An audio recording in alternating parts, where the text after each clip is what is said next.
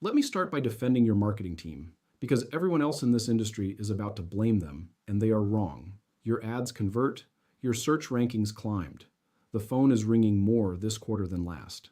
By every dashboard your agency sends you, the campaign is working. So here's the uncomfortable question nobody at that meeting asks. If the marketing is working, why doesn't the revenue match? Here's the part that stings. The better your marketing works, the more expensive every missed call becomes. Think about what a lead actually costs you. In a premium practice, a single qualified new patient inquiry can run well over $200 by the time you add up the ad spend, the retainer, the search, the landing pages. You did not get that phone call for free. You bought it. You paid full retail for a stranger to pick up the phone and dial your practice at 10:15 on a Tuesday, and then it rang 3 times and went to voicemail. She did not leave a message. She called the practice down the street, and you paid for that call anyway. That is the trap. Marketing's job is to manufacture demand, and it is very good at its job. But it hands that demand to a front desk that is closed at lunch, overwhelmed at the morning rush, and dark after 6. Marketing is the pump. It is forcing more and more water through a pipe with a crack in it. And when the revenue doesn't show up, everyone stands around the crack arguing about the pump. Run the math the way your accountant would.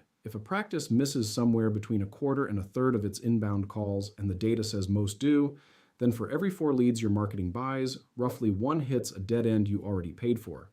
You are not just losing that patient. You are paying in full to lose them. You bought that lead twice, once to make the phone ring and again in the revenue that walked out the door. This is why pouring more money into marketing can feel like running uphill.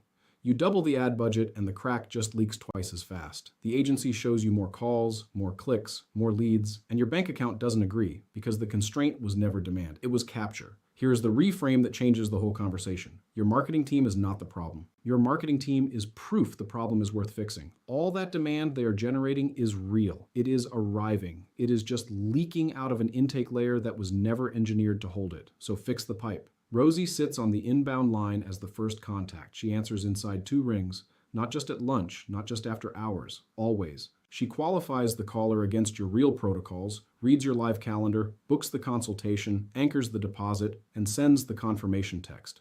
Every action lands in a HIPAA-compliant audit trail. She is a lifelike automation, not a chatbot. She hears intent, holds a real conversation, and knows your returning patients by their number. Now watch what happens to the marketing you already paid for. The same ad spend, the same rankings, the same calls coming in, except now the ones arriving at 10:15 on a Tuesday and the ones arriving at 9 at night get answered, qualified, and booked. You did not spend $1 more on demand. You just stopped paying full price to throw it away. That is the part that should make you a little angry. The leak was never a marketing problem. It was an infrastructure problem wearing a marketing problem's clothes, which means the money to fix it is already in your budget. You are spending it right now at the top of the funnel and losing it at the bottom. So keep your marketing team, take them to lunch. They are doing their job. Then go find out what your practice is actually leaking at the intake layer, not an industry average, your number. Request an intake leak audit at thethinkingrobot.com or talk to Rosey at 720-776-1664.